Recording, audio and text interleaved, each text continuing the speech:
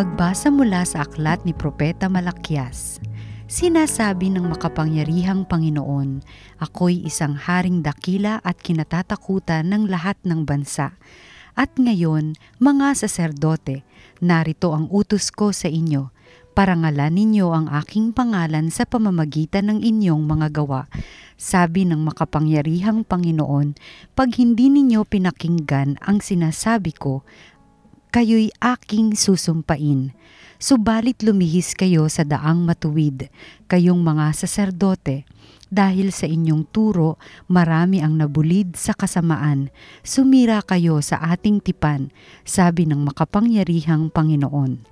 Kaya hahayaan kong kamuhian kayo ng mga Israelita sapagkat hindi ninyo sinusunod ang aking bilin at hindi pantay-pantay ang inyong pagtuturo. Hindi ba iisa ang ating Ama at ito'y ang iisang Diyos na lumalang sa atin? Kung gayoy, bakit sumisira tayo sa pangako sa isa't isa at bakit winawalang kabuluhan natin ang kasunduan ng Diyos at ng ating mga magulang? Ang salita ng Diyos. Salamat sa Diyos. Sa iyong kapayapaan, O Diyos, ako'y alagaan. O Panginoon ko, ang pagmamataas, tinalikdan ko na at iniwang ganap. Ang mga gawain na magpapatanyag, iniwan ko na rin, di ko na hinangad. Sa iyong kapayapaan, O Diyos, ako'y alagaan. Mapayapa ako at nasisiyahan, tulad niyong sanggol sa bisig ni inay. Sa iyong kapayapaan, O Diyos, ako'y alagaan. Kaya mula ngayon, ikaw, O Israel, sa iyong Panginoon magtiwalang tambing. Sa iyong kapayapaan, O Diyos, ako'y alagaan. Pagbasa mula sa unang sulat ni Apostol San Pablo sa mga taga-Tesalonika. Mga kapatid, naging magiliw kami sa inyo tulad ng isang mapagkalingang ina sa kanyang mga anak. Dahil sa laki ng aming pagmamahal sa inyo, itinalaga namin ang aming sarili sa pangangaral sa inyo ng mabuting balita. Hindi lamang iyan, pati na aming buhay ay ihahandog namin kung kakailanganin. Lubusan na kayong napamahal sa amin. Tiyak na natatandaan pa ninyo, mga kapatid, kung paano kami gumawa at nagpagal araw-gabi para hindi kami maging pasanin ninuman, samantalang ipinahahayag namin sa inyo ang mabuting balita. Ito pa ang lagi naming ipinagpapasalamat sa Diyos. Nang ipangaral namin sa inyo ang kanyang salita, tinanggap ninyo ito bilang tunay na salita ng Diyos at hindi ng tao. Ano pat ang bisa nito'y nakikita sa buhay ninyong mga sumasampalataya. Ang salita ng Diyos. Salamat sa Diyos. Ang mabuting balita ng Panginoon ayon kay San Mateo. Noong panahong iyon, sinabi ni Jesus sa mga tao at sa kanyang mga alagad, ang mga eskriba at ang mga pariseyo ang kinikilalang tagapagpaliwanag ng kautusan ni Moises. Kaya't gawin ninyo ang itinuturo nila at sundin ang kanilang iniuutos. Ngunit huwag ninyong tularan ang kanilang gawa, sapagkat hindi nila isinasagawa ang kanilang ipinangangaral.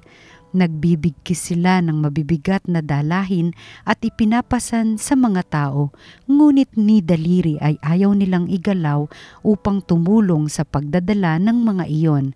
Pawang pakitang tao ang kanilang mga gawa. Nilalaparan nila ang kanilang mga pilakterya at hinahabaan ng palawit sa laylayan ng kanilang mga damit. Ang ibig nila'y ang mga upuang pandangal sa mga piging at ang mga tanging luklukan sa mga sinagoga. Ang ibig nila'y pagpugayan sila sa mga liwasang bayan at tawaging guro. Ngunit kayo, huwag kayong patawag na guro, sapagkat iisa ang inyong guro, at kayong lahat ay magkakapatid. At huwag ninyo tawaging ama ang sinumang tao sa lupa, sapagkat iisa ang inyong ama, ang amang nasa langit. Huwag kayong patawag na tagapagturo, sapagkat iisa ang inyong tagapagturo, ang Mesiyas. Ang pinakadakila sa inyo ay dapat maging lingkod ninyo. Ang nagpapakataas ay ibababa at ang nagpapakababa ay itataas. Ang mabuting balita ng Panginoon. Pinupuri ka namin, Panginoong Hesukristo.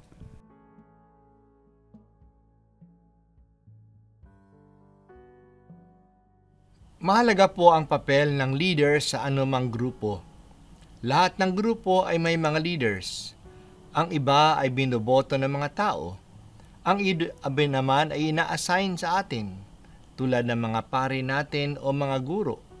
Ang iba ay kinikilala na leader dahil sa kanilang posisyon, tulad ng magulang o kaya ate sa pamilya, o dahil sa kanilang katangian o personalidad, tulad sa mga barkada. Naging maayos ang grupo kung maayos ang mga leaders. Kaya may sinasabi ang Diyos sa paraan ng pamumuno. Sa ating unang pagbasa, tinuligsa ng Diyos sa pamamagitan ni Propeta Malakiyas ang pamumuno ng mga saserdote, ng mga pari noong panahon ng Lumang Tipan. Sabi niya, lumihis kayo sa daang matuwid, kayong mga saserdote. Ano ang kanilang ginawa? Hindi sila nagturo ng maayos sa mga tao, at dahil dito marami ang nabulid sa kasamaan.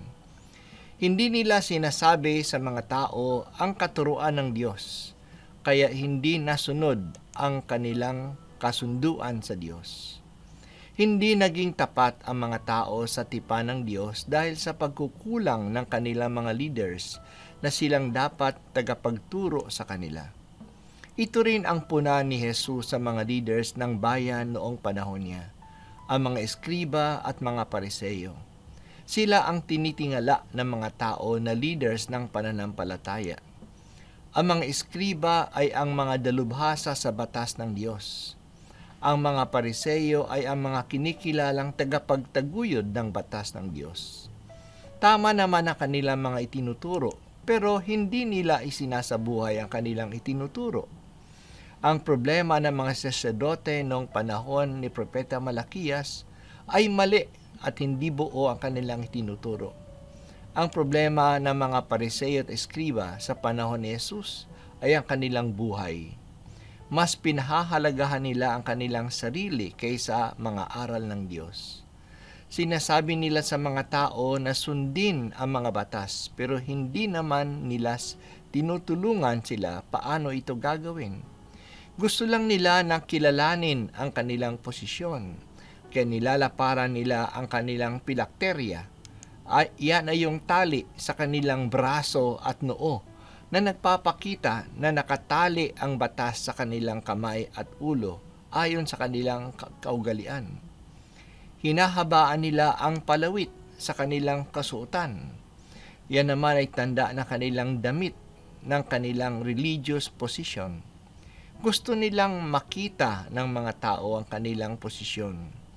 Kaya ibig din nilang batiin sila at tawaging guro. Sa mga sinagoga, sa kanilang pagpupulong sa pagsamba, nandoon sila sa mga pangunahing luklukan at ganoon din sa mga kainan. Gusto nila ng posisyon, hindi upang makapaglingkod kundi upang makilala sila ng mga tao. Maraming mga tao ang ganyan. May mga politiko na gustong tawagin ng Your Honor, pero hindi naman kagalang-galang ang kanilang buhay. Hindi naman talaga sila honorable. Gusto nilang tawagin silang Sir o Madam, pero hindi naman nila ginagawa ang kanilang tungkulin. Sa halip, utos ng utos lang. Galit si Jesus sa ganitong uri ng mga leaders. Sa ating ikalawang pagbasa, pinakita ni San Pablo ang ibang uri ng pamumuno. May pagmamahal siya sa mga Kristiyano sa Thessalonica, kaya ibinigay niya ang kanyang sarili sa pangangaral sa kanila ng magandang balita.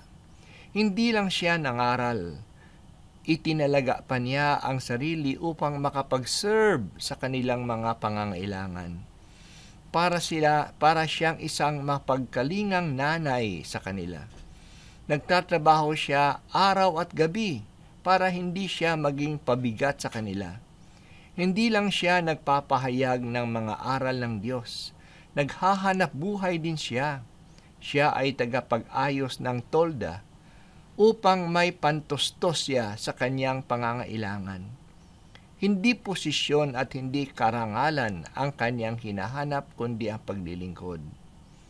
At mabuti naman at tinumbasan ng mga taga-Tesalonika ang kanyang pagsisikap. Tinanggap nila ang kanyang mga salita na ipinapahayag hindi bilang salita ng tao kundi bilang salita ng Diyos. Kaya nakikita ang resulta ng kanyang mensahe sa buhay ng mga Kristiyano. Talagang nagbago sila at naging malapit sa Kanya at sa Diyos. Ang karamihan sa atin ay may mga leadership roles. Ang iba ang mga leaders dahil sa ating trabaho, bilang nahalal na opisyalis ng barangay, bilang supervisor ng trabaho, o bilang guro. Marami ang kinikilalang leaders sa ating pamilya, bilang magulang, bilang lolo o lola, bilang ate o kuya. Ang iba ay may katungkulan sa simbahan at sa anumang grupo na sinasalihan natin. Anong klaseng leader tayo? Bilang mga leader, may tungkulin tayong gumabay sa iba sa pamamagitan ng ating mga salita. Tama ba ang sinasabi natin? Maayos ba ang ating mga instructions?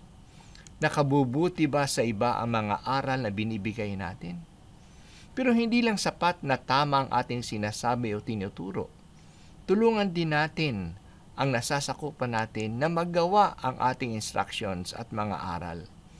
Baka utos ng utos lang tayo at walang pakialam kung nagpapabigat lang ba tayo sa iba at hindi nakakatulong. Pero higit sa lahat, isinasabuhay ba natin ang ating sinasabi?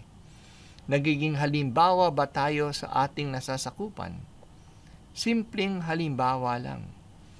Kung sinabi natin na maging on time ang mga tao, tayo ba ay on time? Kung hinihingi natin na gawin nila ang mga tungkulin nila, ginagawa ba natin ang ating tungkulin? At may malasakit ba tayo sa ating mga tao? Bilang mga pinuno, tayo ba ang nakakatulong sa kanila o naging pabigat tayo sa kanila? Ang nakakalungkot lang na sa pamahalaan, sa trabaho at kahit na sa ating pamilya, maraming mga leaders ang dahilan ng hindi pagsulong ng mga tao. Sa halip na makatulong, naging hadlang pa tayo sa pag-unlad ng mga tao. Nangyayari din ito sa simbahan. Sa halip na manguna ang pare sa mga programa ng simbahan, sila pa ang nagpapahirap sa pagtupad ng mga ito. Silang ayaw magbago at gumawa ng extra effort. Malaki po ang pananagutan natin sa Diyos. Tayo ay katiwala ng ating posisyon. Yan ay isang responsibilidad. Magpasalamat tayo sa Diyos sa tiwala na ibinigay sa atin. Panindigan natin ang tiwalang ito. Huwag natin sayangin ang pagkakataon na binigay sa atin na makatulong tayo sa nasasakupan natin. Ang ating pagiging leader ay service natin sa iba. At iyan ay hindi para sa ating sariling kapakanan. Sinabi ni Jesus, "Ako ay naparito upang maglingkod at hindi upang paglingkuran."